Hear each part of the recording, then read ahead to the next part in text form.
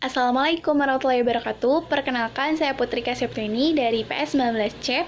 Di sini saya akan memaparkan hasil dari resensi buku yang sudah saya buat, yaitu dari buku Mencari Format Gerakan Dakwah Ideal, Dr. Sadik Amin. Nah, buku ini itu terdiri dari 183 halaman, dan juga buku ini merupakan cetakan kelima dari edisi awalnya.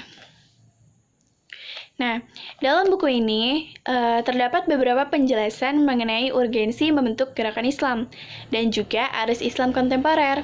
Dalam bagian urgensi membentuk gerakan Islam dijelaskan beberapa hal, meliputi kerusakan dan penderitaan yang manusia alami hari ini, di mana di dalamnya menyangkut kerusakan dalam bidang politik, hukum, dan keadaan sosial yang terjadi pada saat ini. Nah, dalam bagian ini juga dijelaskan hukum membentuk organisasi Islam sesuai dengan konsep syariat yang di dalamnya menjelaskan tentang dakwah sebagai jalan keluar, serta penyimpangan terhadap konsep Islam dan kedudukan para duat. Di bagian lain dalam buku ini juga penulis menjelaskan tentang arus Islam kontemporer yang di dalamnya menyangkut karakter gerakan Islam penyelamat.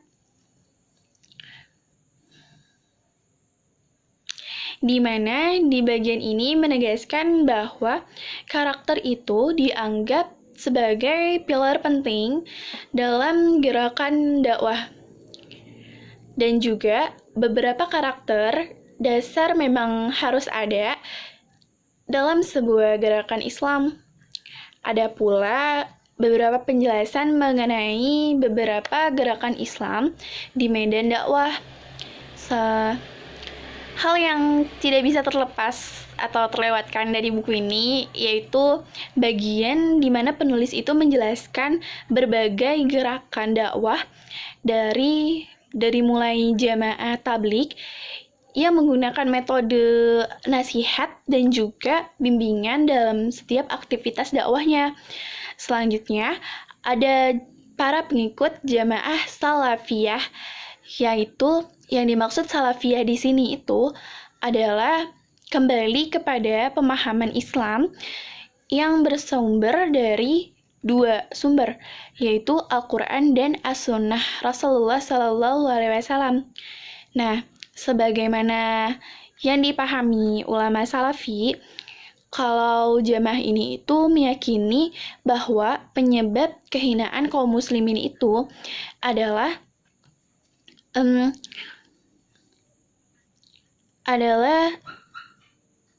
perbedaan dalam memahami ajaran Islam, seperti fanatik, jumud terhadap pemikiran dan mazhab yang berbeda atau beragam. Nah, yang ketiga itu ada jamaah sufiyah. Tujuan yang hendak dicapai oleh jamaah ini itu secara umum adalah batin setiap individu dan pembersihan terhadap jiwanya. Namun, ada bahaya di balik semua itu.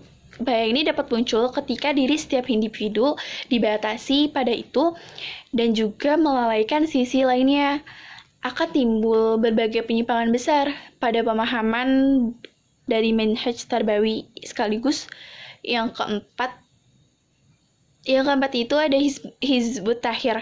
Nah, ini tuh lahir di awal 1950-an. Pendirinya itu Syekh Taqiyuddin An-Nabawi, alumni Al-Azhar. Nah, sebelumnya beliau itu sempat menerbitkan buku pada bulan April 1950 yang berjudul Risalatul Arab. Nah, dari buku itu terlihat jelas karakter nasionalismenya. Yang terakhir itu ada Jamaah Al-Ikhwan Al-Muslimin. Nah, jamaah ini didirikan oleh Asyahid Hasan Al-Banna. Nah, pilar dari jamaah ini itu La ilaha illallah atau mengesahkan Allah sebagai keyakinan dalam diri baik ibadah maupun rutinitas kehidupan.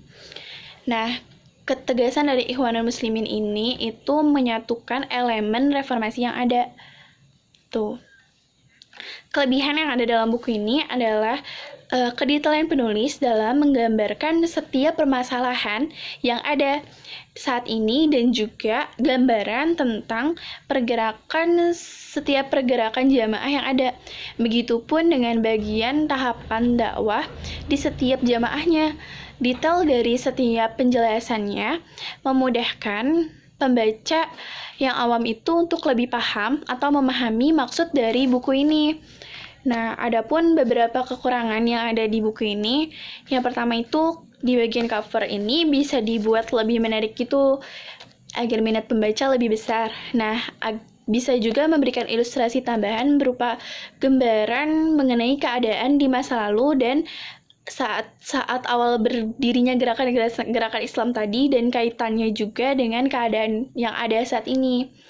Nah, pada akhirnya buku ini menekankan pada beberapa aspek seperti yang diuraikan sebelumnya untuk membantu menyelesaikan permasalahan yang ada, perbedaan yang ada, dan juga membuat pembaca bisa lebih bersikap dewasa dalam menyikapi perbedaan.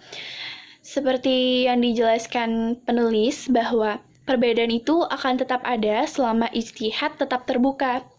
Nah, mungkin itu saja resensi yang bisa saya paparkan di sini. Mungkin banyak banget kekurangan atau kesalahan pengucapan. Mohon dimaafkan, kurang dan lebihnya mohon maaf. Wassalamualaikum warahmatullahi wabarakatuh.